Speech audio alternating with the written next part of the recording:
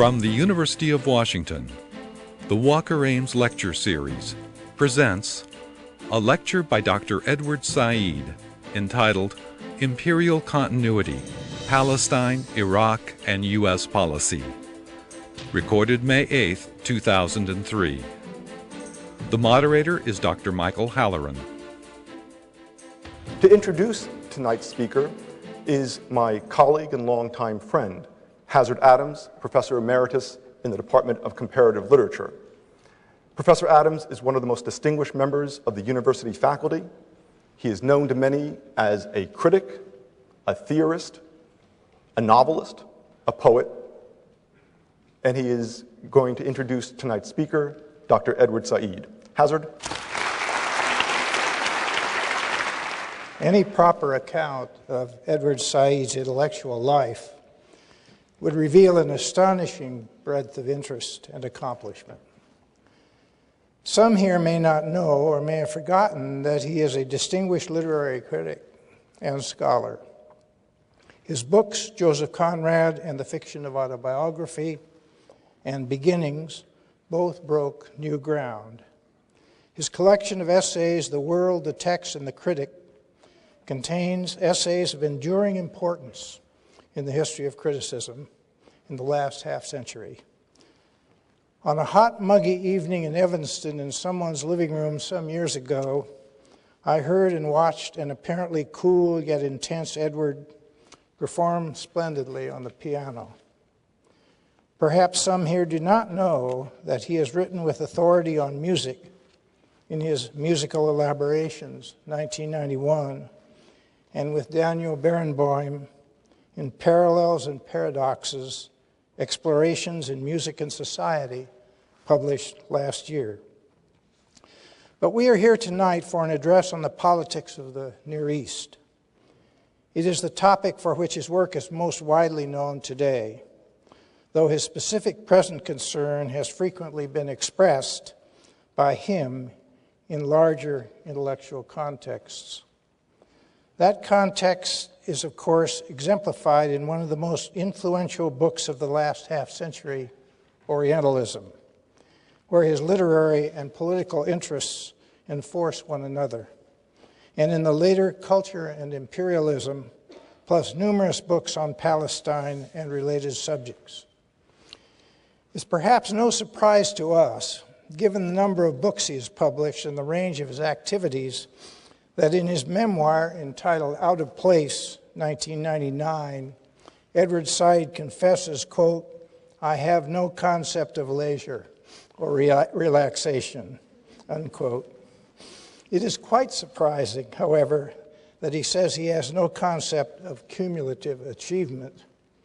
We are surprised, too, to learn that he conceives of himself as permanently out of place until we realize that he has been almost everywhere that is intellectually important to be.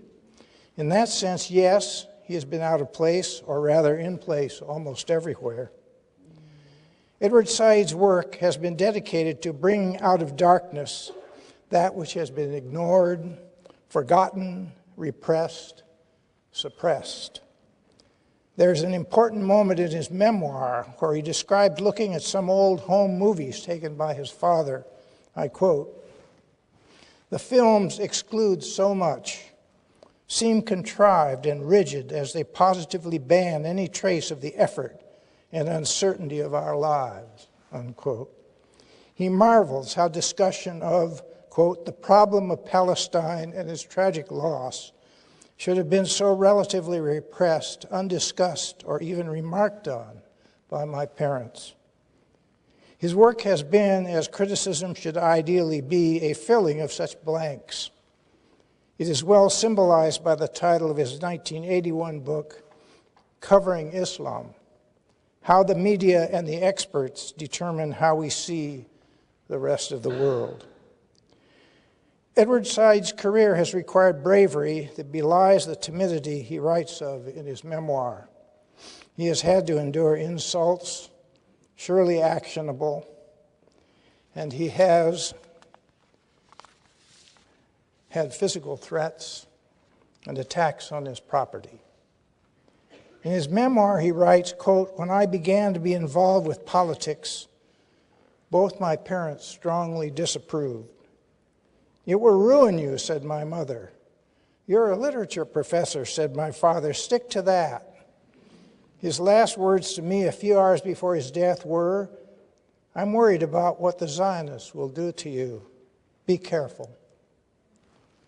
Care is the characteristic of all sound scholarship. Far rarer is passion and deep commitment to truths that are ignored, forgotten, repressed, suppressed. It's my honor to introduce Edward W. Said, whose topic is Imperial Continuity, Palestine, Iraq, and U.S. Policy.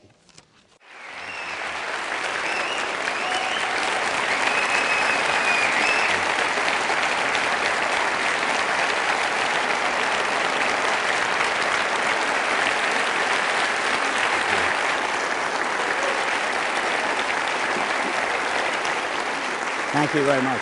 I'd just like to mention that and recognize the family of Rachel Corrie, whom you may recall was tragically killed. Well, it's not the right word, tragically, but horribly killed, I should say, by an Israeli bulldozer in the southern Gaza town of Rafah. She was part of the international solidarity movement with the Palestinian people and was there heroically trying to prevent a 60-ton bulldozer, Israeli bulldozer, from flattening a Palestinian house. And for her bravery and commitment, she was bulldozed into death. Her parents and her sister are here. I wish they would just stand so that you can...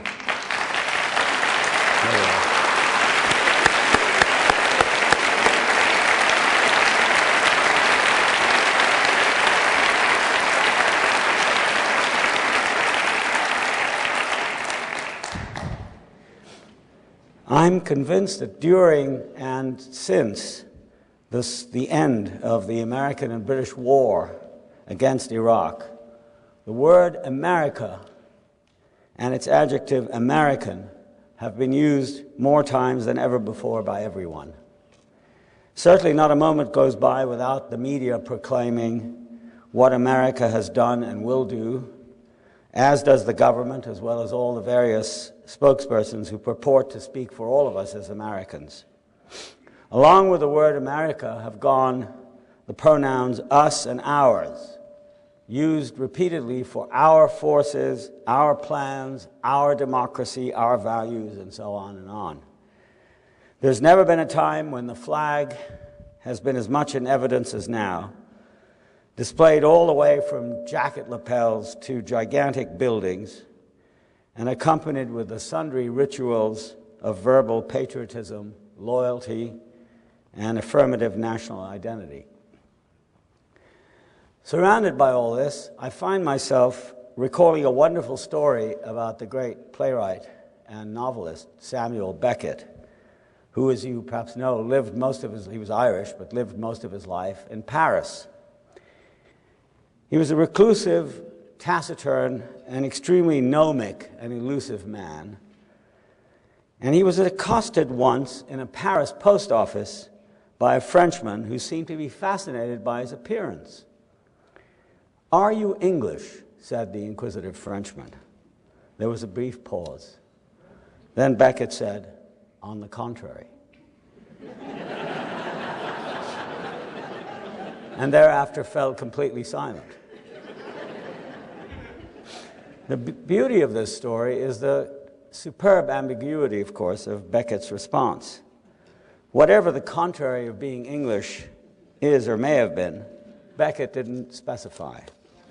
But he made it very clear, at least, that as for labels like English, French, or American, he wasn't going to have anything to do with them, nothing positive to say about them, positive in the sense of affirmative, patriotic, or even so much as a simple designation. On the contrary. I'm going to talk about the American situation today, but not in strictly speaking affirmative and positive ways. We're all Americans here, yes, But what is being done by the official America, does it correspond to what we are and what we want? I shall argue no. And that the whole issue of what America is or says it is very much up for grabs, and certainly as citizens, it's our duty, I think, to enter the fray. Despite what General J. Garner, proconsul and major contractor in Iraq, was quoted as saying, I quote him now, "We ought to look in a mirror and get proud and stick out our chests and suck in our bellies and say, 'Damn, we're Americans.'" To which I say, on the contrary.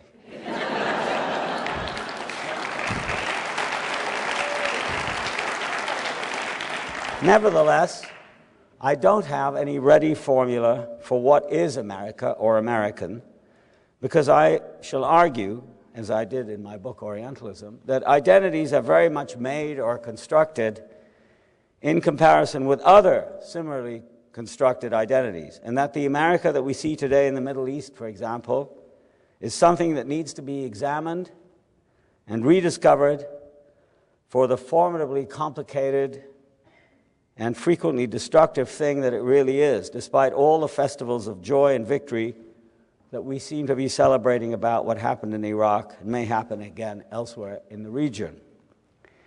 My own view is that there are many Americas, and that very pluralism is precisely what is so unique and precious about this amazing country. Its immigrant population, its diversity of races and cultures, its openness to the whole world. I believe all that is now threatened by a narrow, chauvinist view of America that dominates the country by the current Washington administration, turned in on itself, threatening our basic freedoms and most of all our democracy, as well as threatening the world itself in hectoring, belligerent, moralistic, and intolerant terms and actions. Even though I shall have a lot to say here, of course, I realize that I can't say everything or get even close to covering all that needs to be said. So feel free later to raise questions. But first, a word or two about history and interpretations of history, interpretations, that is, that depend on the perspective of who speaks, who is being spoken to, and for what reason. And this, far from being an idle academic or intellectual game, is the key to politics, which, as the English political philosopher John Donne puts it elegantly in his incomparably intelligent book, The Cunning of Unreason, Making Sense of Politics, is never, he says, politics is never passion, ludicrousness, or even misery. But politics, I continue quoting, but politics is always how human beings see their world. Above all, the role and significance of one another in making it what it is, and how they choose to try to master it, to bend it to their wills, how they judge, and how these judgments impel them to act. Often, perhaps on careful examination, always, mastering it includes, and perhaps principally requires, subduing, eluding, persuading, or enlightening one another. End of quote. Most of our fellow citizens have an understandably vague idea of what Middle Eastern, and more particularly Arab history is, and they have only the most general idea of what American policy in the world at large actually is. Certainly the mass media is most unhelpful in this respect. But from the point of view of most Arabs, there are facts that need to be acknowledged and understood before we, as Americans, presume to make generalizations about democracy and terrorism and politics, not only in the Arab world, but also in this one. As both an American and an Arab, I chafe and indeed become angry when I hear dogmatic statements about Arab violence and American materialism, for example, because both seem to me reductive and simply wrong. There's an important role in such political discussions for the role of history, remembering Donne's comment about politics. Politics is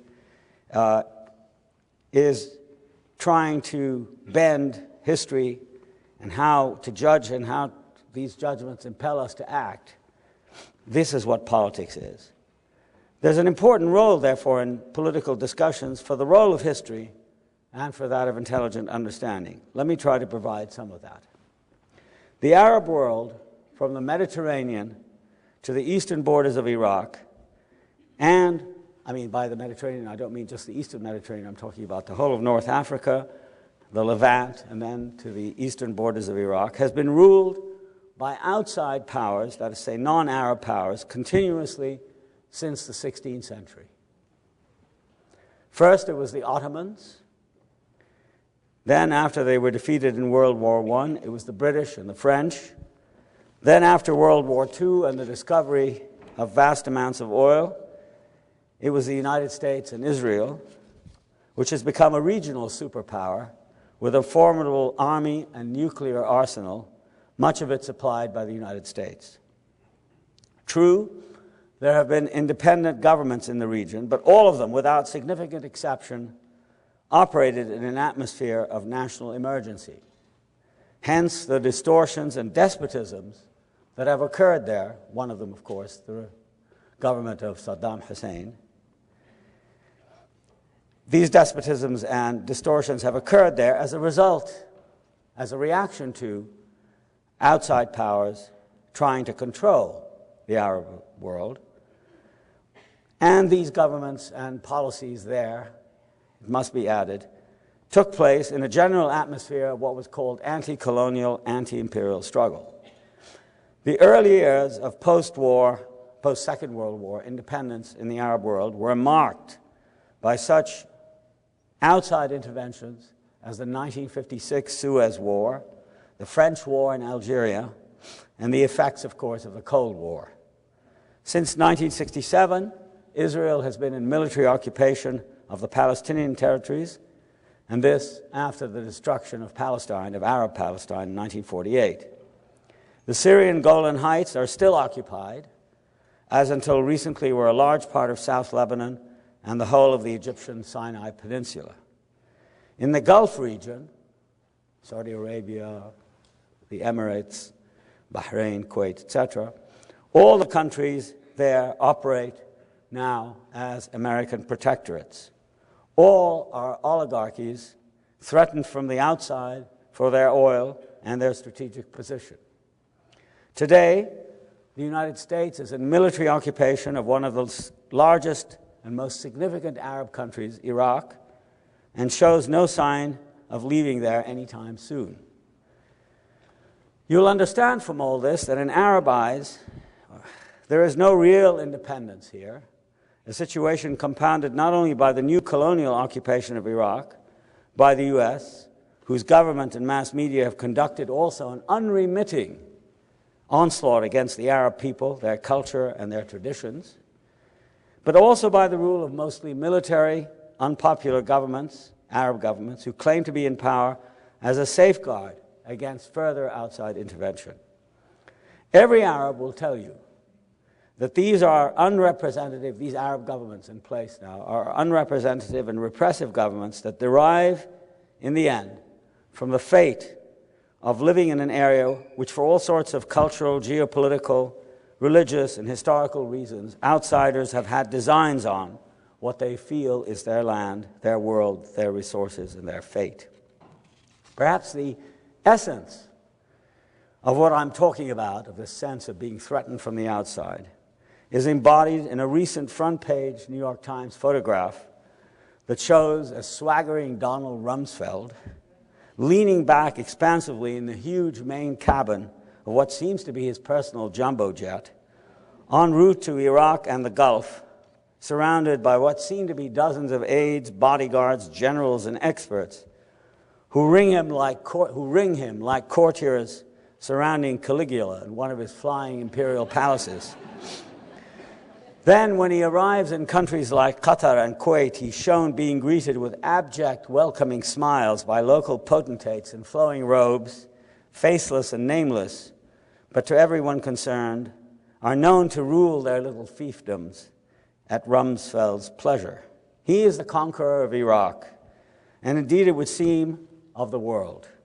In the background are the string of U.S. military bases from the Gulf to the northern Caspian Sea in about 15 countries, to say nothing also of many, many more bases in dozens of countries elsewhere in the Pacific, European, and Northern commands. To an Arab seeing all this, a new outside power has come to change lives there irrevocably.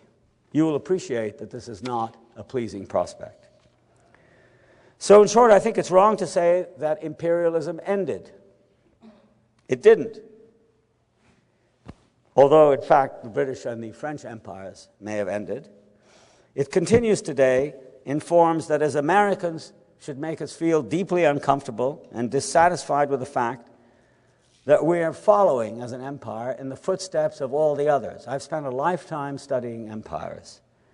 Every empire, in its official discourse, says that it is not an empire, that it's different, and that it has the unique history and power to do things for culture and civilization and democracy that no one has attempted before. Lodged at the very heart of the official American undertaking in the Middle East is the same imperialist thing, except that Bush, Rumsfeld, and the others have a media and many intellectuals who have internalized the official and much reiterated theme of American altruism and beneficence and never question or are bothered by what it is that we do.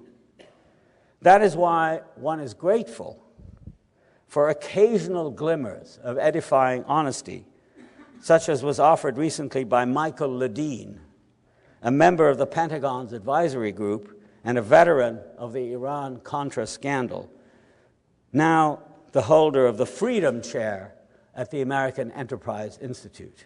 I quote, "Every 10 years or so," he says, "the United States needs to pick up some small, crappy little country and throw it against the wall just to show the world we mean business." In fact, however, most of us are lied to and manipulated. Journalists were embedded in military units and saw only what they were allowed to see. Moreover, everything they wrote had to be approved by the Pentagon. That was why the Arab satellite channel Al Jazeera, which I see, I have a satellite dish and I can see it regularly, was many times more informative than CNN, for example, and the panel discussions on Al Jazeera much more interesting, since in the U.S. media, dissent was mostly absent, and ignorant so-called experts were relied on to provide prepackaged cliches about the Arabs and the Iraqis that simply reinforced what had already been decided upon by a small clique within the administration. The case against Iraq as warranting an enormously expensive and destructive war, now estimated at about $80 or $90 billion, was, in my opinion, entirely confected to conceal and disguise the two reasons that wars are usually fought for: material interests and conquest. According to right-wing commentators, George Bush was brave, progressive, and get this word, moral, in invading Iraq. I quote David Brooks on the Nightly News Hour. A less indulgent view sees what George Bush did as having very little to do with Iraqi democracy, as witnessed the terrible chaos there now and the manifest incompetence and unpreparedness of the U.S. occupation regime in dealing with it, and with the wanton looting and pillaging that continues even now. Besides, this is the main question, who assigned us the role of bringing democracy to Iraq? Every American needs to ask that question.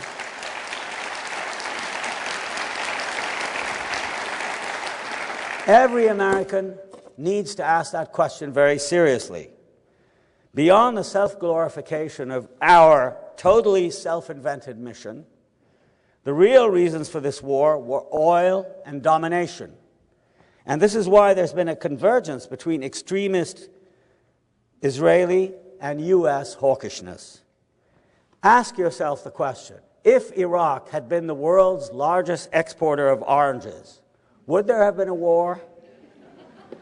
And were it not also the only Arab country that, because of its wealth and the advanced development of its people, might have been a threat to Israel's domination, not its existence, but its domination, would Menachem Begin have bombed it, would have not bombed it in 1981? Of course, that was why it was bombed. And that was why the U.S. invaded it, because it had oil. Just look at the list of reasons that were so cynically hawked about by Bush and his lackeys, and see how all of them fade into nothing immediately. First of all, no weapons of mass destruction were found on the almost cosmic level that had been claimed before the war. Iraq, and of course, some of the media, I mean, you take Judith Miller of the New York Times, who's there every day to assure us that they're about to discover that they thought they found them, that some defector did it, but then he changed the story and the weapons were not found. She reports this every single day in what is considered the newspaper of record. She's a disgrace to her profession and to the media in general. Another reason, Iraq was portrayed as an imminent threat. This is the phrase, I'm quoting directly George Bush, that Iraq is an imminent threat to the security of the United States, 7,000 miles away. Rubbish. As the 20 useless missiles fired incompetently by the Iraqis into the Kuwaiti desert amply testify. Another false claim, Iraq's is a fearsome military machine. Nonsense. The war was over in 3 weeks because, as the media never remembered to mention, Iraq was a country with a population already bled dry by the U.S. and British sanctions, its population decimated by repression and malnutrition, the morale of its people sapped, and the reality of its culture and human actualities completely effaced from public consciousness. Another claim, that the U.S. stands for democracy, and by destroying Iraq as it is, democracy will emerge. The source of this particularly outrageous Orientalist claim was the inbred and opportunistic circle of Iraqi exiles who told their U.S. patron what they wanted to hear, as well as dubious authorities like Bernard Lewis. Now, I want also to say that there's no example in history of democracy, which is undefined in this case, of democracy being brought in on the barrel of a gun, despite the facile analogies made with the cases of Germany and Japan after World War II. The fact is that aside from pillaging and chaos, the U.S. has in fact created two new things in Iraq by invading the country. One, a new, highly militant Islamic movement in Iraq, which it doesn't have the means at all to handle or understand or circumvent.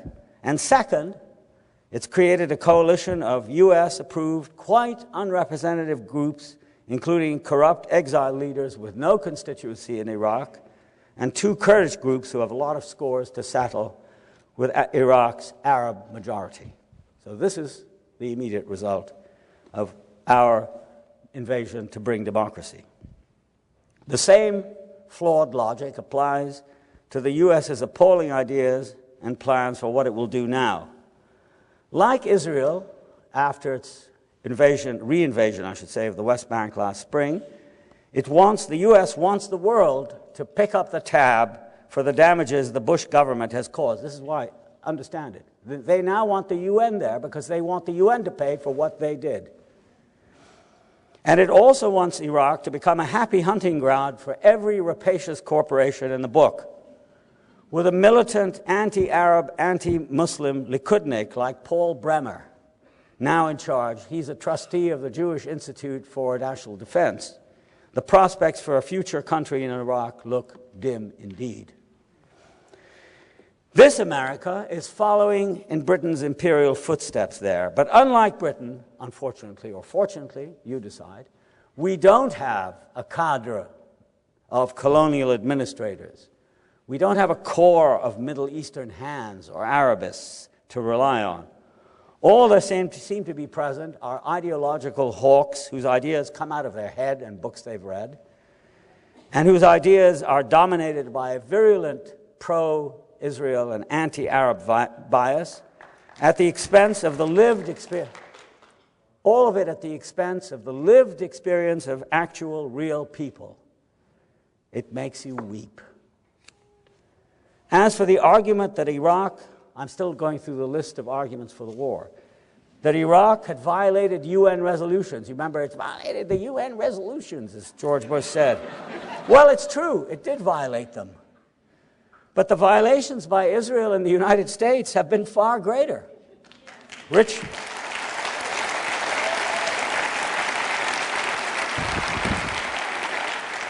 The ineffable Richard Pearl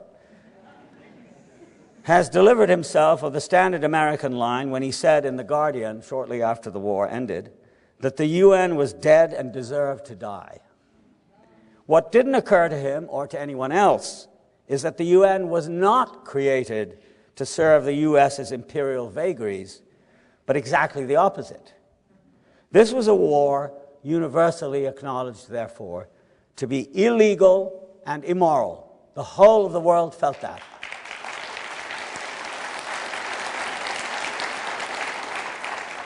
What a dreadful precedent this has set for the U.S. and for other states who may wish to claim God and good and then intervene militarily against some weak country next to them.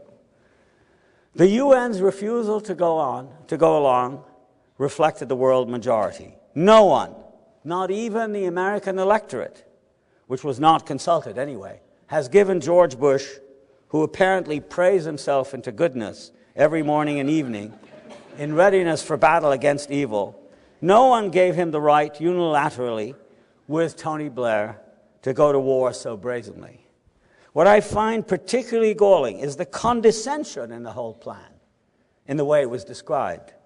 The assumption that the American people that listened to all the bilge about freeing Iraq was that the way they thought the American people who listened to all that was little more than an assembly of moronic school children, despite the misleading, not to say manipulative, polls that gave Bush such an illusory support for mayhem and rapacity abroad. So it is true, as Tony Judd has brilliantly stated it in the New York Review of Books, the issue of May the 1st, and I quote, that if you want to understand how America appears to the world today, I hope I'm not insulting too many people. Consider, he says, if you want to understand how America is viewed in the world today, consider the sport utility vehicle. Oversized and overweight, the SUV disdains negotiated agreements to restrict atmospheric pollution.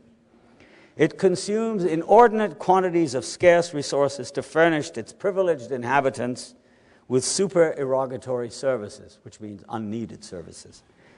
It exposes outsiders to deadly risk in order to provide for the illusory security of its occupants. In a crowded world, the SUV appears as a dangerous anachronism. Like U.S. foreign policy, the sport utility vehicle comes packaged in sonorous mission statements. But underneath, it is just an oversized pickup truck with too much power.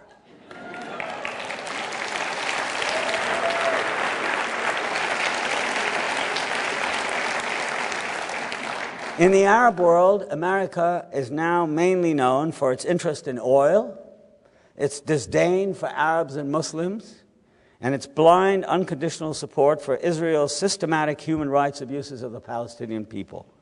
In all, an intolerable record of extremism, sheer sadistic cruelty, and obdurate willingness to accept the equal existence of another people. It is not at all accidental that the American campaign in Iraq and before it in Afghanistan against world terrorism has been cynically accompanied and exploited by General Sharon, who must have been jolted on a June day last year to have heard himself described by George Bush as a man of peace. In this country, we are all so used to cliches about Israel's democracy and its precarious existence that we're simply unable to see what, behind all the murk and the propaganda about wanting peace, Israel has really been about, with full U.S. backing. The Iraq campaign bears all the marks of Israeli attitudes to the Arabs. from the racist idea that they only understand the language of power, to the arrogance of trying to impose their will upon everyone, to the notion that if they don't fit in the area, then the area has to be changed by military means. Look what Sharon did in Lebanon in 1982, and the 17,000, mostly civilian Palestinians and Lebanese, he was responsible for killing when his armies tried to change the Lebanese regime and failed. Look also at what Israel has always done to the Palestinians. I'll come to that in a minute. But for an honest statement of what Israel is really about, it's not about peace, here is the Israeli Chief of Staff, Moshe Ya'alon, saying that the aim of Israel's policy is to lead the Palestinians, now listen to this, to internalize in the deepest recesses of their consciousness that they are a defeated people. This is Israeli policy stated candidly, and I must say with admirable clarity. Remark that this is not a new policy, but comes on the heels of a long campaign to erase Palestinians from any human or political consideration. Well-meaning liberals who consider that all the problems for Israel began in 1967, people like Susan Sontag, for example, are lulling themselves into an illusion, since the Zionist assault begins in earnest with the destruction of Palestinian society in 1948 and the total dispossession of the Palestinian people, the loss of their land, and their statelessness ever since. In a trilogy of powerful books entitled The Land Without People, another one, the second one called The Expulsion of the Palestinians, and the third one called Imperial Israel and the Palestinians, the Palestinian-Israeli scholar Noor Masalha has unearthed both the theory and practice of emptying the land of Israel of its indigenous inhabitants. Much of the pre-state ideology that mobilized Eastern European Jewish communities for the trek to Palestine, which was held by Britain in the first part of the 20th century, was premised on the virtual absence of inhabitants. And the virtual absence of inhabitants on what was often depicted as either a completely empty or a hopelessly arid land awaiting redemption. Later, or in some cases simultaneously with that contention, when the discovery of actual Palestinians could no longer be deferred or denied, there was a concerted effort to devise ways of spiriting them away, for which the War of 1948 provided field commanders and David Ben-Gurion himself a rich opportunity to get rid of Palestinians. This policy is amply attested to in the Israeli military archives, as combed assiduously by a number of Jewish as well as numerous Arab researchers, including Masalha himself. Since 1967, the desire to efface and or repress what has remained of Palestinian life in the cities and villages of the West Bank and Gaza has remained an often explicitly Israeli goal, recently hidden inside the polemics of a war for Israel's survival and a defense against terrorism. But whether its new Jewish citizens liked it or not, Israel was always encumbered by Palestinian memory, which is one of the things I'm focusing on here. It's not as if a whole existence of a people can be easily wiped away like a footprint in the sand. The sheer banality of such a possibility is too obvious to require more comment here. What I would like to note is that the power of memory in the Palestinian collective mind has persisted. The more Israel has unilaterally exerted its considerable force to bury the Palestinian past, as it were, there has therefore been a painstaking collective and yet uncoordinated Palestinian memory that has maintained Palestinian history since the disaster of 1948. Palestinian cinema is one result. What has remained of the vastly dispersed fragments of history since 1948 have been painstakingly collected by Palestinians over time as objects of memory. Such things as house keys, title deeds, photographs, letters, embroideries, and so forth. And through film, fiction, poetry, oral discourse, critical and political analysis, significant or traumatic collective experiences like the Deir Yassin, Kufr Qasim, Sabra and Shatila massacres, and the Jenin events of last spring. The significant episodes of Palestinian suffering have been preserved along with the national life that bore and outlived them. I remember writing in 1982, during the Israeli invasion of Lebanon, that whenever one of us had an opportunity to speak in public, there was a requirement to start narrating the collective national narrative as if from scratch. No freestanding Palestinian story was available that could place before the world the chronological sequence of dispossession and catastrophic loss that has so disfigured and mutilated contemporary Palestinian life. Such a sequence has been interdicted in all sorts of ways, far too many times by such things as the carting off by Israeli soldiers of Palestinian archives in Beirut during the 1982 invasion. And only last year, the Israeli occupation army similarly removed records, computers, hard drives, statistics from Palestinian offices at the Central Bureau of Statistics on the West Bank, the Ministry of Education, and elsewhere in the occupied territories. Whether this was meant to put a stop to Palestinian national life, just short of full ethnic cleansing, I don't want to speculate here. But that such procedures are of a piece with claims that Israel is fighting for its life, and that in occupying and destroying everything possible by tanks, bulldozers, F-16s, and Apache helicopters, which were also used in Iraq by Americans, it is defending itself against terrorists who happen to have no army or viable defense or means of waging war of any description. That seems totally obvious. In any event, the great narrative of Palestinian life hasn't yet been achieved, or for that matter written, any more than the fulfillment of its logical national aspirations have been fulfilled, although it seems just as obvious that there is no regression, no flagging among Palestinians everywhere on that inexorable drive. Despite all this, a Palestinian nation in exile or in waiting has emerged with an unmistakable outline and personality of its own, and it has attracted heroic supporters such as Rachel Corrie to come and join the ranks in solidarity with the struggle for human rights and Palestinian rights in particular. The vast networks of institutions, groups, and collectivities scattered all over the world that sustains the continuity of Palestinian national life is an amazing thing.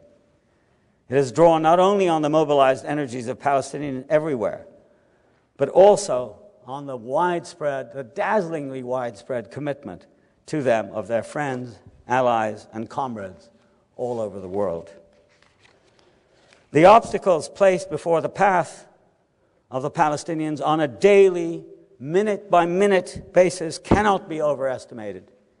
Each of them a conscious, willful abuse of human rights, collected from literally everywhere in the history of colonial brutality against indigenous people, but now protracted into several different regimes of oppression. Note, please, first, the utter inequality of power between stateless and dispersed Palestinians and the collection of Arab states who offend their humanity, who dehumanize them, but who nevertheless house them. There's a story in yesterday's or today's paper about refugee Palestinians in Iraq who were housed in Iraq where they had no place to go. And today, as a result of the end of the regime of Saddam Hussein, these same the continuation of the tragedy is so horrible. These same 40,000 Palestinians who were given homes in Iraq because they were kicked out of their own homes are now being kicked out of the homes by Iraqis who say these are their homes. And of course, the Palestinians have no place to go. In countries where Palestinians have been fortunate enough to acquire citizenship, there are invidious laws that discriminate against them as somehow different from the rest of the population. This is sadly true even in the United States. Inside Israel, non-Jewish Palestinians are underrepresented. They are juridically not allowed rights of immigration, land acquisition, or leasing. These rights are automatically accorded the Jewish citizens of the state. Since late 2001, extra pressure on them as a community has been applied, even though they represent over 20% of Israel's population. As for the West Bank and Gaza in particular, where Rachel Corrie lost her life, the 36-year-old military occupation, now the longest and most brutally sustained in modern history. You don't ever get that on the news. You say Palestinian violence or extremists, but you're not reminded, as you should be every day, that this military occupation has been there for 36 years without a let-up for 1 minute.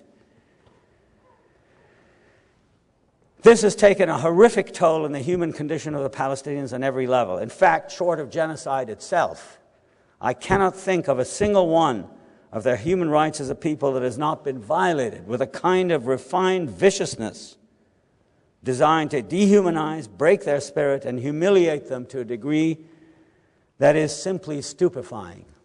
What's made it worse is how much of this has been willfully shielded from witnessing eyes by propaganda about fighting for survival against terrorism, claims that in any other instance would defy the credulity of the most gullible intelligence.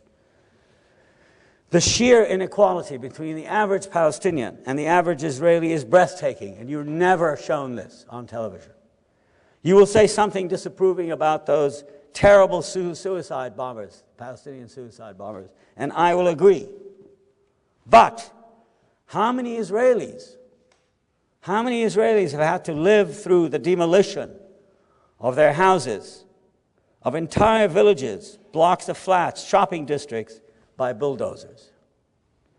How many Israelis have had to endure missile attacks by Apache helicopter or rockets from American-made F-16 fighter jets?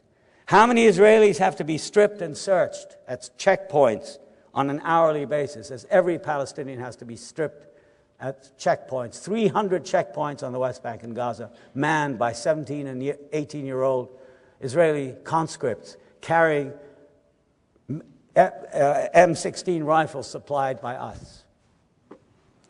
During the first 3 weeks of the present Intifada, 1 million bullets were fired by Israeli military personnel at Palestinians. Neither the Indians demonstrating against the British, nor South African blacks fighting against apartheid faced anything like this, nor for that matter did they have to reckon with missiles, hundreds of tanks, helicopters, and F-16 and rocket attacks fired into civilian areas as well as refugee camps that have no defenses and no arms whatever. Consider that on the internet, I picked this date from the recent past, for January 23rd, one can read, for example, 836 Muslim pilgrims, Palestinian pilgrims, to Mecca from Gaza were denied permission to leave. The Catholic cardinal, Palestinian, was detained at Tel Aviv airport and not allowed to leave.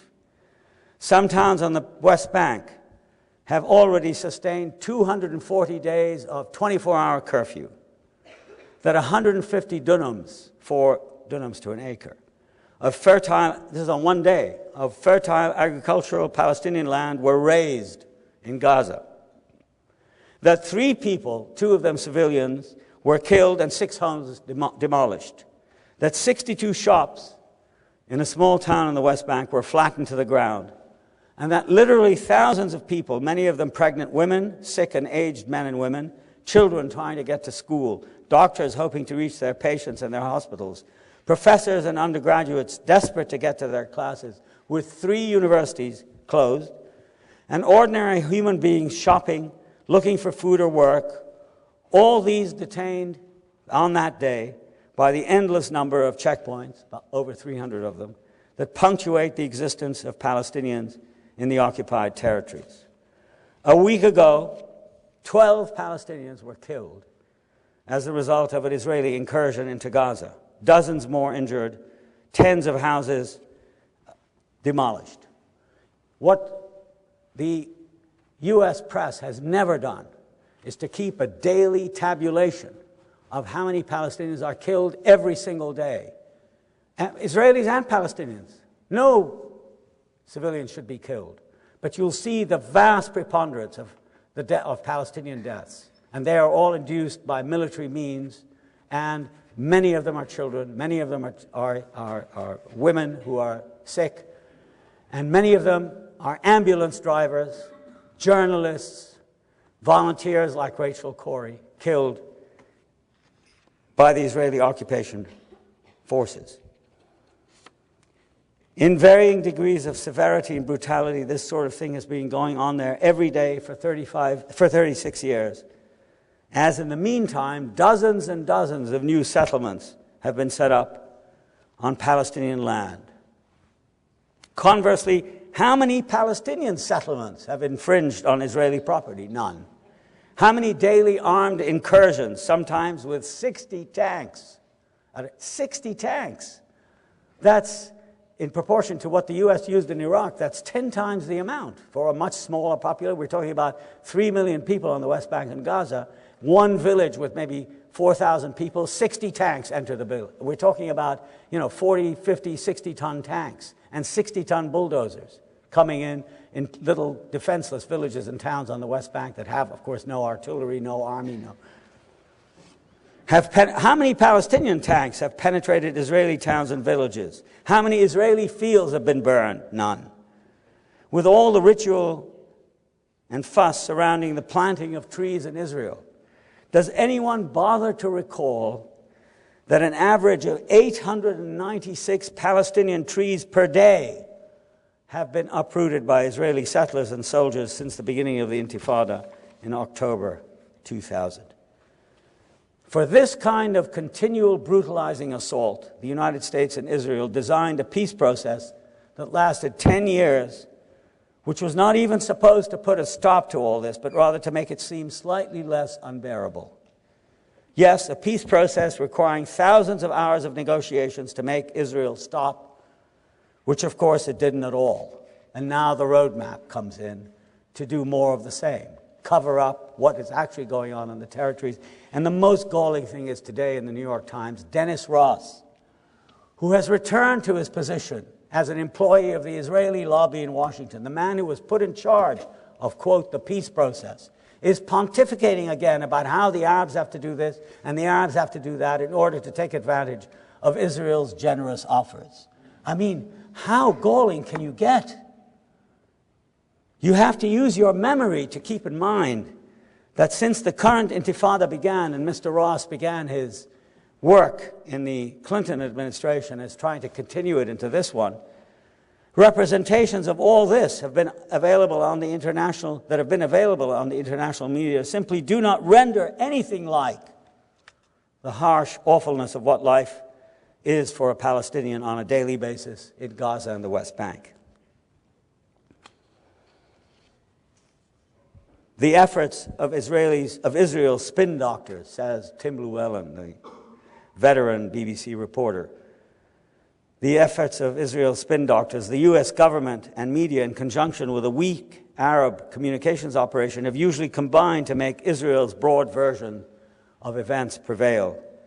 These continue to give the impression of a struggle between equal forces, a beleaguered and misunderstood Israel occasionally forced into excessive measures to clamp down on terror versus hordes of recalcitrant Palestinians careless of Western value and endemically suicidal for obscure religious reasons. Making the astonishing illegality and inhumanity of Israel's policy, which many Israelis have objected to, many more than Americans.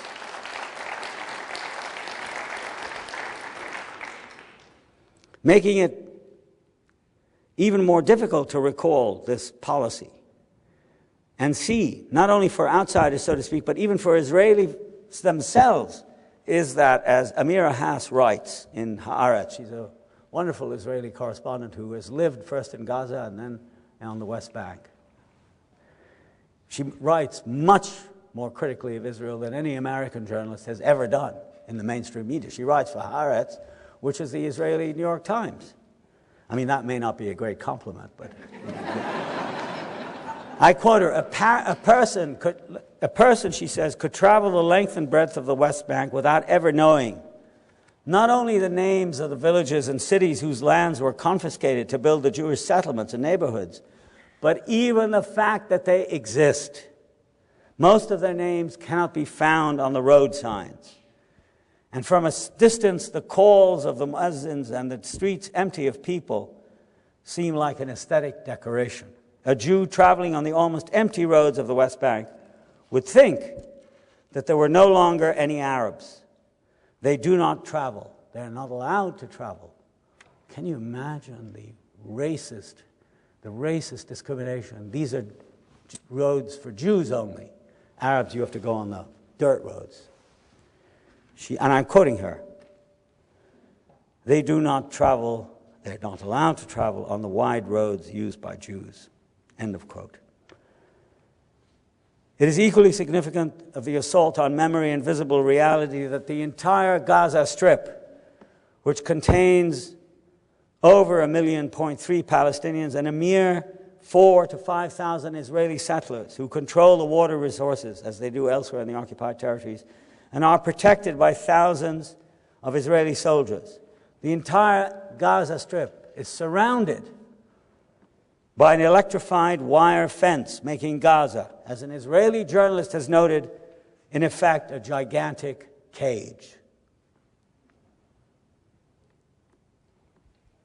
Both Ehud Barak and now Ariel Sharon have pressed ahead with the building of a fantastically expensive wall, 25 feet high and 12 feet across, or 8 feet across, running the entire length of the West Bank from the north to the south, almost 250 miles, at a cost, obviously, that we're going to pay as taxpayers, of course, which, quite apart from destroying more Arab land and separating towns from their farm acreage on a vast scale, is designed to blot out the existence of Palestinians. I mean, South African apartheid, they were kids compared to this. This is delusional.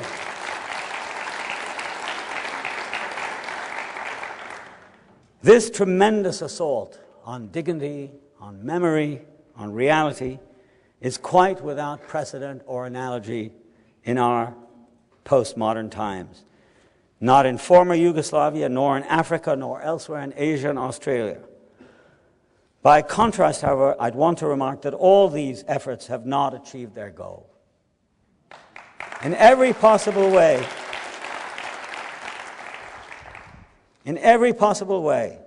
the diverse actualities of Palestinian identity, far from being a negative or passive thing, have grown first and foremost a culture of human rights and democratic process. We don't need to get it from the United States. It's at the grassroots level that has included a sensitive register of the claims of memory, the demand for attention and justice, despite the world's indifference, and a healthy awareness of the ironies of unequal power. The other fact I'd like to note before closing is that even though in the U.S. and parts of Western Europe the notion of Palestine is associated invidiously with the idea of violence and terror,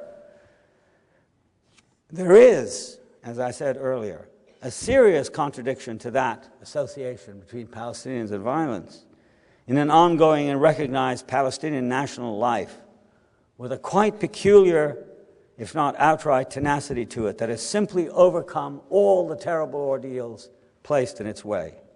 There is today a Palestinian literature, a Palestinian legal, political, and scholarly discourse, a Palestinian cinema, a Palestinian theater, a Palestinian oral tradition, a large number of Palestinian grassroots and political organizations all over the world. In short, a Palestinian style that invigorates and informs all aspects of this far-flung community's existence.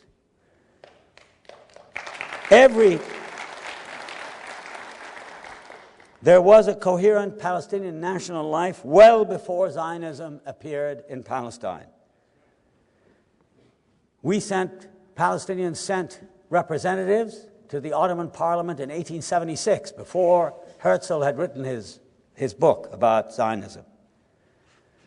The universality of the drive for Palestinian self-determination has acquired now an unbudgeable place in the world's, but not the American, agenda for liberation and resistance. Every major UN conference for the past 2 decades women, the environment, racism, human rights, disarmament, health, human development, has had an important place in it for the question of Palestine.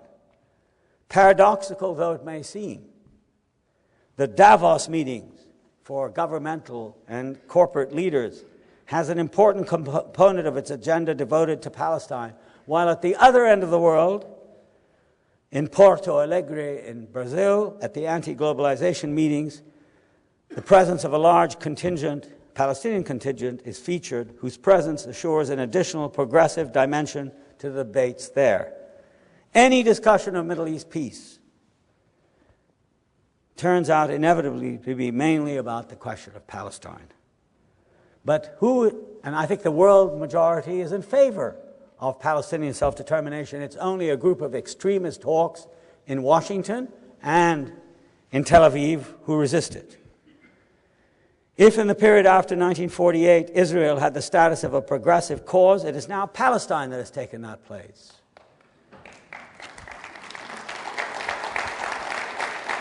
One needs only think of the support Israel in the post-war period had from such people as Jean-Paul Sartre and Simone de Beauvoir to gauge how far from that position it has today fallen. As some of its local homegrown critics like Amos Elon and Avishai Margalit have noted, sadly, since the Intifada, first Intifada of 1987, Israel has been transformed dramatically the world over into a symbol of oppression and injustice, lumped together with the U.S., and this is really the theme of my talk, for its imperial arrogance, its supremacist attitudes, and for its inhumane policies towards the Palestinians over which it has ruled for so long. And very important has always been the presence of an increasing number of Israelis fighting their own government's policies in favor of Palestinian human rights. Problematic and humanly a very compelling issue, the challenge posed to conscience and consciousness by the Palestinian people raises a whole raft of questions about the post-Cold War political order that are quite unique in their density and difficulty. Contentious and noisy though some of these issues may be, I want to bring this lecture to a close by looking just very quickly, or noting a few of them, as dispassionately as I can, now that the so-called roadmap has been released. The first, for us as Americans, is actually quite simple, but has been clouded over by an enormous amount of cant and euphemism, not only by neocons, but a whole slew of liberal commentators who have spoken favorably about imperialism in general, and American imperialism in particular. There's no doubt that the United States has behaved as an imperial power, as has Israel as a sub-imperial power, mainly because no one seems capable of stopping them, except, of course, for their own citizens, us as Americans, Israelis, as the citizens of their government.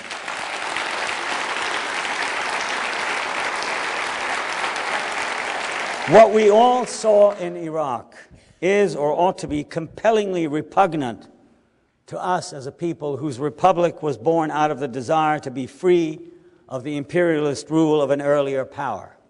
For us to go around the world imposing our will militarily, or having it imposed by people who do not, in the final analysis, represent values of independence, but rather those of hawks, business executives who are cynically ignorant contempt for other people, and see imperial situations like that of Iraq as an opportunity to land lucrative contracts, and ideological pundits who have convinced themselves that the U.S. abroad represents altruism. This is the craziest idea I've ever heard. All of this is a major disaster for our country. Think of the vast amounts of money, the hundreds of billions of dollars wasted on imperial exploits, money which could far more profitably be used here for schools, for universal health coverage,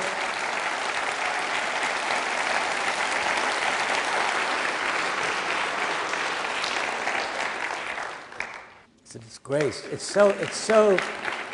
so embarrassing as an American to be asked, how come you don't have it? I mean, every country in the world does, except here, because it says, we're told it's socialism, whatever that's supposed to mean. That's like Beckett saying, on the contrary, I'd say.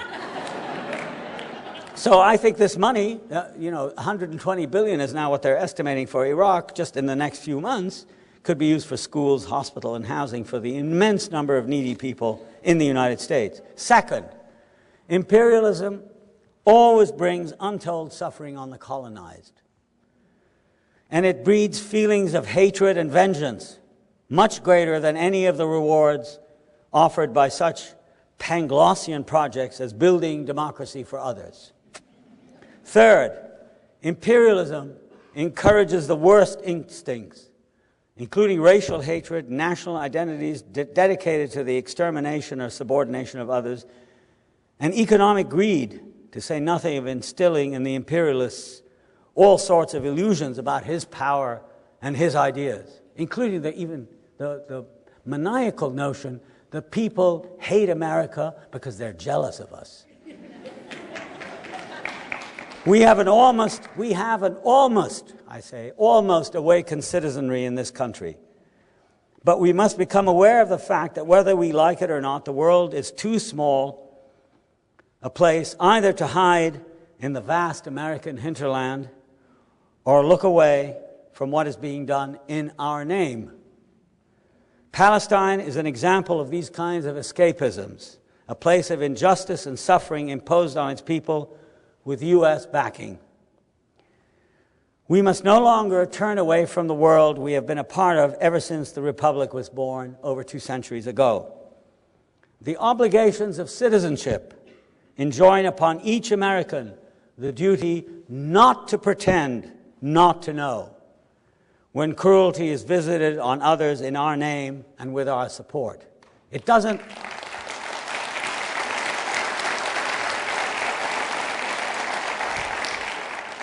What I cannot understand is how we are supposed to feel okay that bombing by B-52s at altitudes of 30 and 40,000 feet are part of an advanced technological military. What is that supposed to make us feel? Good? That we can do it by hurting? I mean, that's the structure of terrorism right there. Hitting innocent people with these bombs they can do nothing about. The obligations of citizenship require us, therefore, to take back our ideals and become, once again, a secular republic rather than a faith-based empire.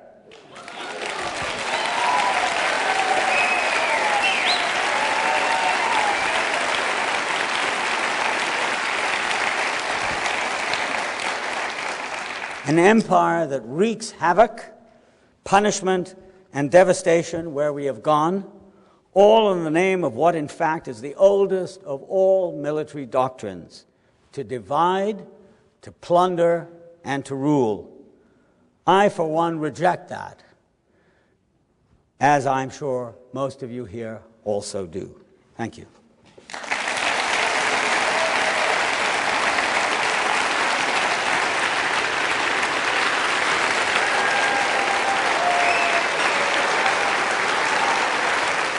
Thank you, Professor Said, for your thoughtful critique, your passionate call for a sensible policy, but one that will lead to peace. It was obviously very inspiring. We now have an opportunity for questions. When you entered, you had received, or if you wished, a card. We're going to collect them. We have volunteers, and I have a few to start with. So if I may, it's a big one, but obviously a central one. Will there ever be peace in the Middle East? And if so, what will it take to bring it about? I think there will be, but I've come to the conclusion that even with the tremendous will and resourcefulness and bravery of the Palestinians fighting the daily immiseration they have to face by Israeli occupation, there has to be a change in U.S. policy. It seems to me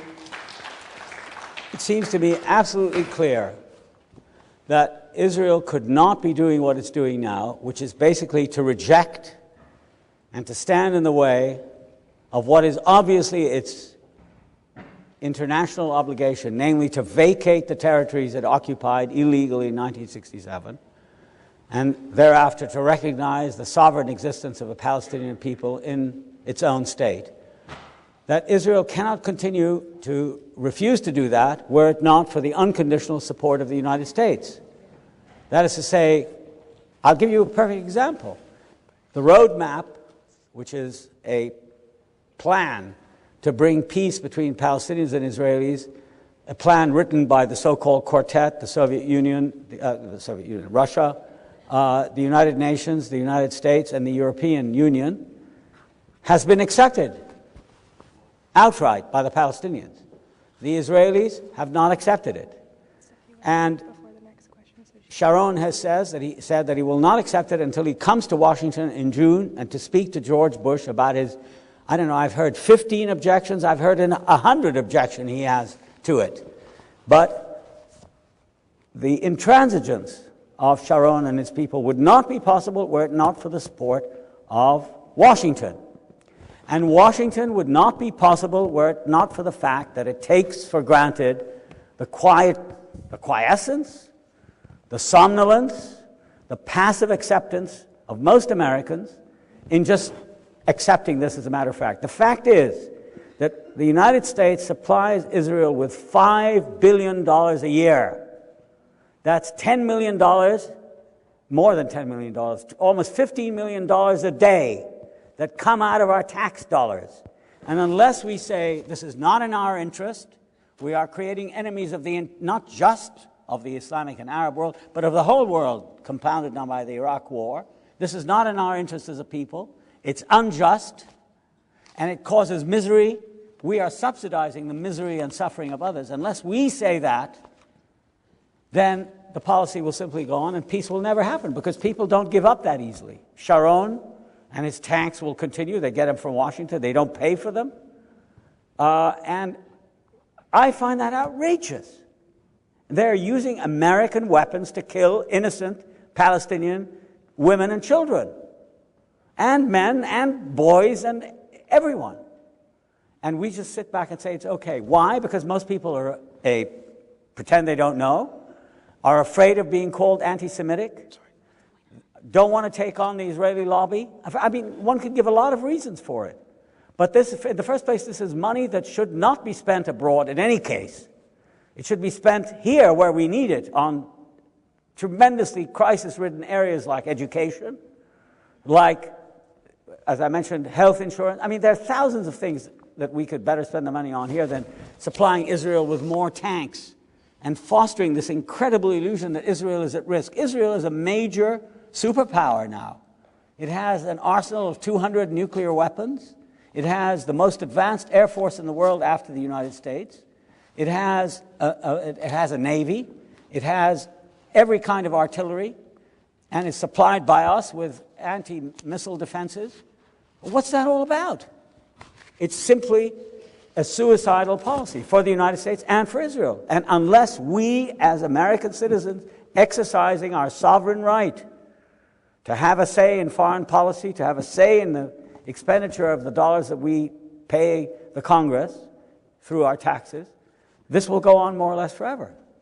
So my idea is that we need an enlightened, an emboldened, a mobilized people, not just for peace between Palestinians and Israelis, that's terribly important, of course, but also for the other derivatives of that problem, which are the militarism and the kind of imperialist idea towards the whole world, that we are somehow outside, perfectly and arrogantly expressed by Bush when he abrogated refused to sign the Kyoto Protocol on pollution. We all live in the same world, and the problems of the world are interconnected. Terrorism, the environment, human rights, they're all part of the same pattern, and we have to be able to see them that way. And until we act on the basis of our real human obligations and entitlements, there'll not only be no peace in the Middle East, there'll be no peace anywhere. And I think this is really one of the things that an imperial power wants. It wants to create, as I said at the end of my talk, to divide and rule, to keep the world in a state of perpetual anxiety so that American dominance can prevail. I'm against that. I think it's immoral, and it is leading the world into areas where all kinds of new problems are emerging. And I think, as I say, the key to the whole thing is citizens' awareness and action. Professor Said, do the Zionists have any historical claim to the lands of Israel? Of course, but I would not say that the Jewish claim or the Zionist claim is the only claim or the main claim. I say that it is a claim among many others. Certainly the Arabs have a much greater claim because they've had a longer history of inhabitants, of actual residents in Palestine, than the Jews did. If you look at the history of Palestine, there's been some quite interesting work done by biblical archaeologists. You'll see that the period of actual Israelite, as it was called in the Old Testament, dominance in Palestine amounts to about 200 to 250 years. But there were Moabites, there were Jebusites, there were Canaanites, there were Philistines, there were many other people in Palestine at the time and before and after. And to isolate one of them and say that's the real owner of the land, I mean, that is fundamentalism. Because the only way you could back it up is say, well, God gave it to us. Yes, but I mean, Christians think that God gave it to them, and Muslims think that God gave it to them. I mean, that's not a rational argument. So I think the people who have a history of residence in Palestine for a certain amount of time, including the Jews, yes, and of course the Arabs, have a claim.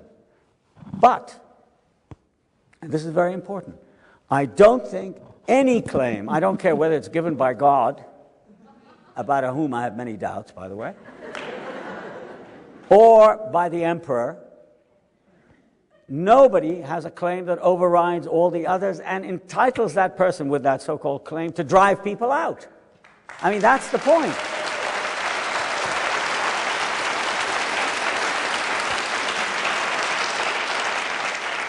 This is a very, very important point. I mean, Jews have a claim, and I've never denied that. Of course they do.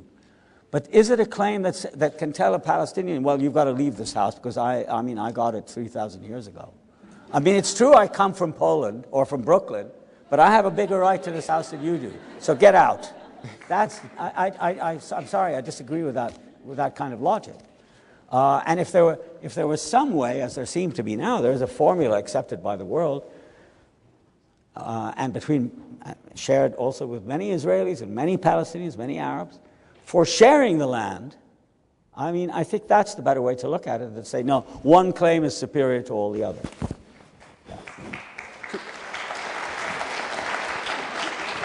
Professor Said, could you expatiate on something that you raised in your talk, namely the rise in Arab nationalism as a result of the Iraq War and what that means for the rest of the world? Well, I didn't really talk about the rise of Arab nationalism. The rise of Arab nationalism is much older than the recent war in Iraq, but I certainly think that most people in the Arab world watching the war, not on CNN, which gave a very distorted view of it. Well, I mean, television is essentially a distorted medium. But just watching the war in the Arab world, I happened to be in Cairo, actually. I arrived in Cairo on the very day that Rachel Corrie was killed, and I was still in Cairo on the 19th when the war began. And from that perspective, you get a different view. Most Arabs felt that the destruction of Iraq was a terrible thing. Iraq is a central, Baghdad plays a unique, I say, the most important place in the history of the Arabs as a people, of any city. It was the seat of the Abbasid Caliphate, which lasted for about 500 years between the 8th and the 13th centuries, destroyed by the Mongols. And in modern times, it's the cultural, intellectual, and even technological center of the Arab world. So the destruction of Iraq by high-altitude electronic bombing was felt as a humiliation and a defeat by every Arab. There was no love lost. Nobody cared much about Saddam Hussein. Everybody thought of him as a rogue and a terrible dictator. There's no argument about that. But the sense of invasion of the Arab space by an outside power, namely America, has increased. I suppose that's a form of Arab nationalism. And I think there's also a general feeling around the world, it's not exclusively an Arab thing, but I think there's a feeling in which many people share it, namely, what is the United States doing over there in the middle of Iraq? We're going to be, The Army and Jay Garner and Paul Bremer and all the rest, and Bechtel and Halliburton and Standard Oil, and we're going to be there for a very long time. And the attempt to try to redraw the map of the Middle East is not going, which Paul Wolfowitz announces every day at breakfast, is not going to be accepted idly. But people don't take kindly to someone. I mean, we know that from history. There are always movements of resistance to colonial intervention, colonial domination. It was the history of the French Empire, the British Empire, the Dutch Empire, the Belgian Empire, and so on. And I think this will happen there too. So I think that's very important to consider. And last point to be made is there really is a very strong cohesion between different kinds of Arabs who speak the same language, who read the same books, watch the same television, share a history. As I tried to say in my talk, there's a sense that our area has been targeted for colonial intervention since the Turks, the Ottoman Turks, invaded the place in the 16th century. It's still going on. So I think the kind of reactive nationalism will occur. It may take Islamic forms, as it already has begun to do in Iraq. But not only that, there are secular forms of resistance, which I think are beginning to emerge. There is, for example, in the Arab world, an Arab human rights movement, there's an Arab women's movement, there's an Arab environmental movement, there's an Arab freedom of expression movement, there's an Arab secular movement, there's a very strong Arab democratic movement fighting on several fronts. You're not only fighting despotic regimes, but you're also fighting an outside American force which is trying to come in the country and plunder and rule it for its own benefit. So, you know, the situation of the Arab today is to take refuge in a collective Arab identity. It's a natural, I think, consequence of the configuration of forces. On a different topic, could you speak to the issue of the human rights of Muslims and Arabs in the U.S.? Well, I could speak about it to a certain degree, but it's quite clear to everyone here that since 9/11, about which, as you notice, I didn't speak very much, because I think there's been a tendency, I mean, there's no denying that it was a horrible atrocity, but there's been a tendency to exaggerate its importance and to turn it into excuse for all kinds of terrible behavior, including racist discrimination against people who we think are our enemies and deserve to be treated as second-rate or alien or somehow enemy peoples. And it's in this context that Arabs, Muslims, people of color from the Indian subcontinent have been treated with great disdain for their civil and political rights in this country. All you have to do is to ask an Arab or a Muslim or an Indian or a Pakistani or an African coming into the United States. First of all, it's much harder to get visas now.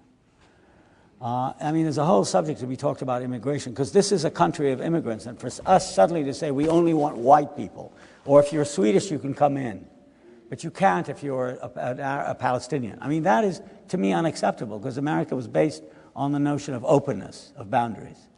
And what makes us unique and strong and interesting as a people is that openness. Well, that's being threatened by the Patriot Act, by the Terrorist Act, by the practices of John Ashcroft and the Bush administration. And I think every Arab, I've written this in several things in the past year, every Arab and every Muslim in this country is made to feel like an enemy alien. It's emphasized by the media. I mean, how many times, you know, they talk about Arabs quoting the elders of the protocols of the elders of Zion.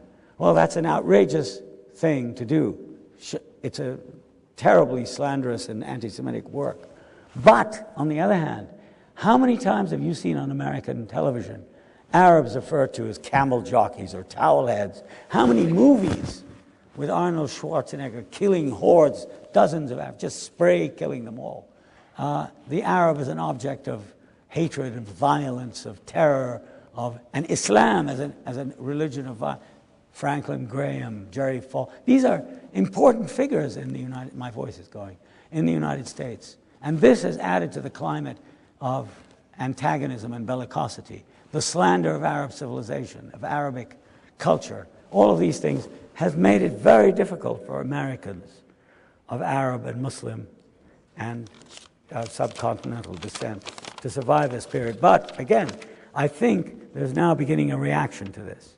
A very different question, just to change the pace for a second. What's your favorite novel? The one I just read. Which was? Flaubert's Sentimental Education. Okay. I mean, I taught it also. You paint a picture of an entirely innocent Palestinian victim. What of those who, long before 1948, expressed dreams of vanquishing Jews from their land and who continue to do so today? How can Israel respond to such threats? Well, look, consider it this way. There was the establishment by force of a new Jewish state for Jews and only for Jews in lands that were principally populated by Arabs. This was a process that began at the end of the 19th century, culminated in the war between the Arabs and the Jews in 1947 and 48, which the Arabs lost.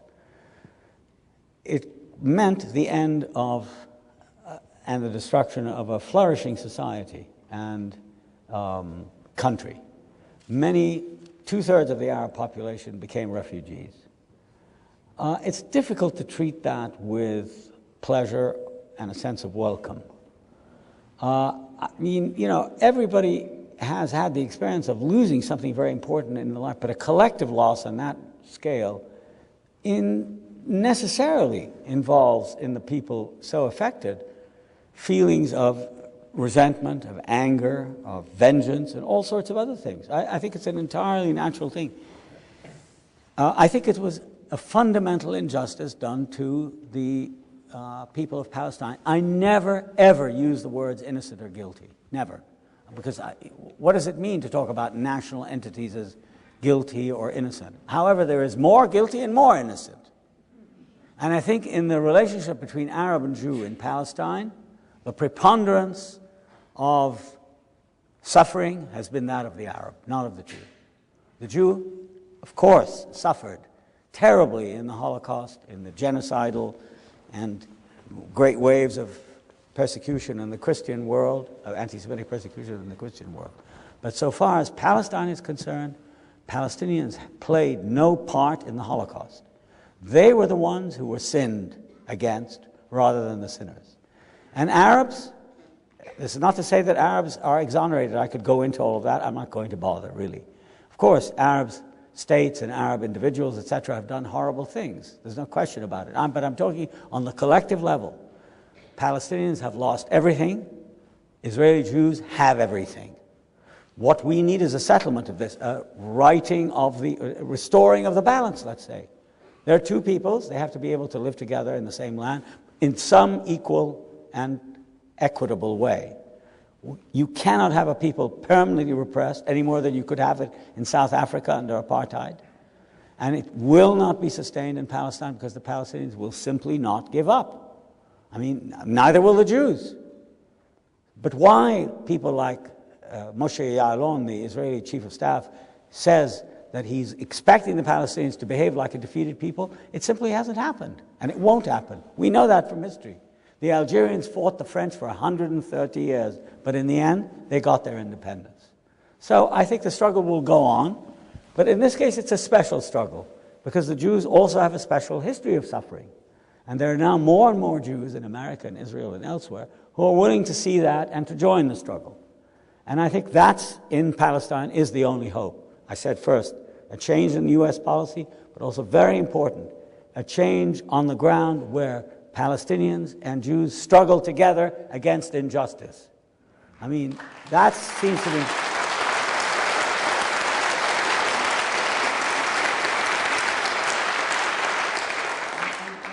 I mean, it's very important to say this over and over again. There is a massive injustice now being done to one people by another. I mean, as I said in my talk, if you show me an example of Palestinian tanks invading an Israeli village and destroying 60 houses and killing volunteer workers like Rachel Corrie and destroying the lives of a whole village of Israelis, I will condemn it. In fact, I do condemn it right here and now, before it happens.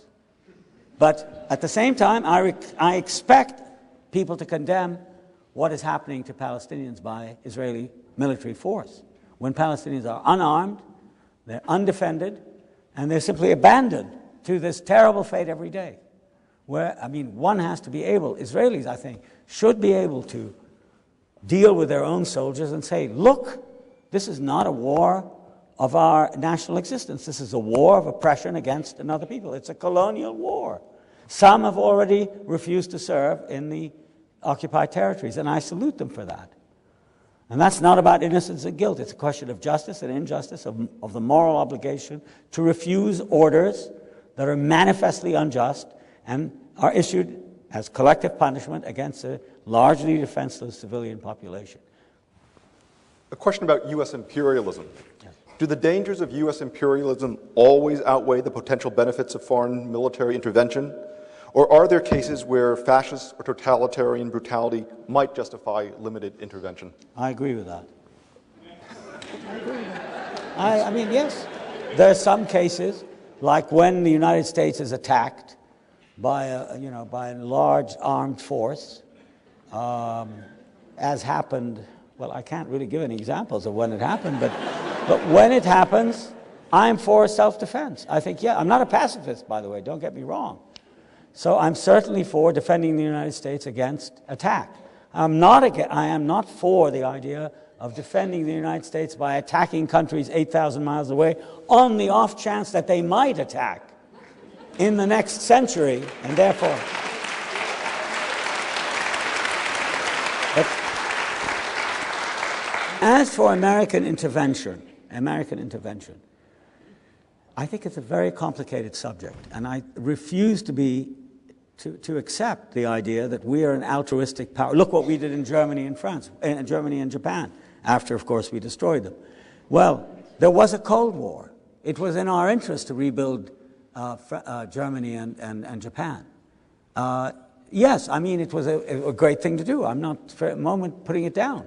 But it's not an that's what I'm trying to really hit at, is these caricatural, ridiculous attributions to countries and civilizations of are they good or are they evil? I don't know. I mean, they're both. And the United States, is a country. It's not a person. And countries act in country-like ways. And I think those can be discriminated, they can be analyzed, they can be judged.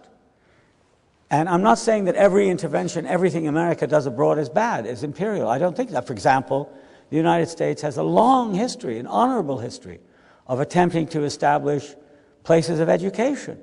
I mean, many people from the United States have gone to the Middle East, for example, my part of the world. My own history, my family's history, is intimately tied to the United States by virtue of education, American institutions of education, schools, colleges, universities in the Middle East. Those are very important things, as are the volunteer workers like Rachel Corrie who go out, express solidarity, live with, and become part of the human community. But I'm talking about military intervention that can be quite easily analyzed as having to do with control and dominance. And I think that is something that needs to be opposed. As I said, I'm a historian of empires. And all of them go the same way. There isn't a single exception. They all do the same thing. They all say the same thing. They all say they're bringing democracy and enlightenment. And people speak out of different sides of their face. De Tocqueville, the great student of American democracy in the United States, who was very critical of the United States when it came to its treatment of the Native Americans and the African Americans. The moment France enters Algeria, he's the biggest imperialist of the lot. I'm serious, really. He thought it was for the glory of France that it should destroy Algeria, the natives of Algeria. So, I mean, one has to be able to have, I think, a consistent set of standards, humane standards, humanistic standards. And in the end, I think it's important to oppose great power. I think great power acts, in the end, immorally. There's no such thing as a great, beneficent power. This ridiculous thing that people like Michael Ignatieff and I can't think of Fareed Zakaria and all these recent pundits, liberals who claim America, well, it's a benign empire. Well, It's an oxymoron.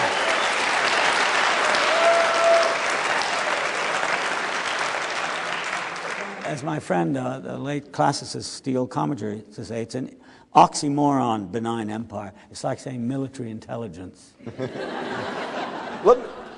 Let me, if I may, pose I'm running out. One last question. But it's the one that is the most common thread throughout all the ones that I've had a chance to look at.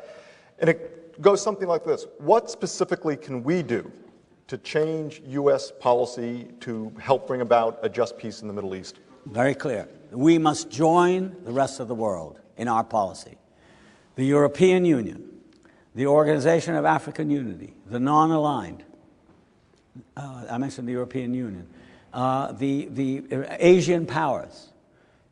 In short, the entire world, with the exception of Israel and the United States, and I think Costa Rica and Micronesia, who always vote against these things, have had before them a set of UN resolutions that are in the books now, at least since 1967. We went to war in Iraq saying that he violated UN resolutions. Well, we've done the same. It is the only honorable thing to do, and to expect our representatives to vote, instead of sending letters, dear colleague letters, to the White House, having senators who are, puppets of the Israeli lobby, writing letters and say, Israel should be supported against Palestinian terrorism. We should tell these so-called representatives of ours that they don't know what they're talking about. That in fact, Israel has violated, as we have violated, UN resolutions, UN Security Council and General Assembly resolutions that make it quite clear that Israel has to end the occupation, withdraw from the occupied territories of 1967, including Jerusalem and the Golan Heights, and accept the world consensus. There's not, when you think about it, there's nothing to be negotiated on. These are occupied territories. We need people like Rami Rumsfeld to tell us these are so-called, well, they were occupied in 67, and according to the UN, according to the World Court, according to international law, according to every known standard, Israel has no right to be there. So,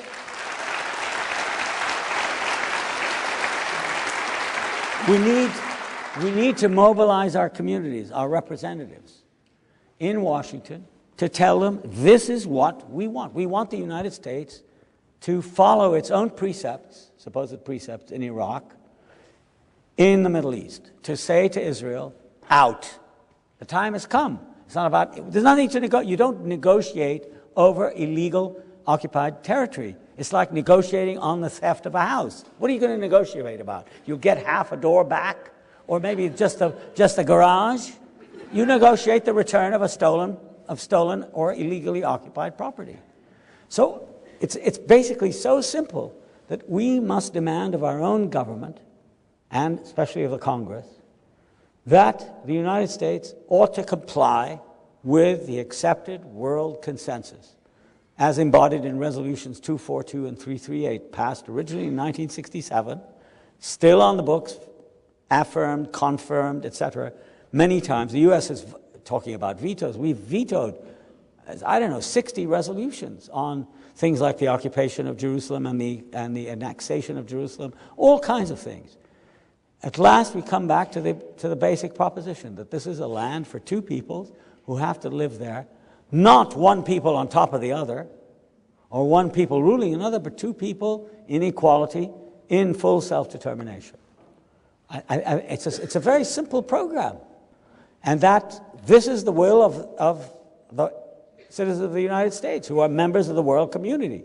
We're not a race apart. We're not a special people in that sense, that we are set a different agenda. I think that's wrong, and I think that's a recipe for further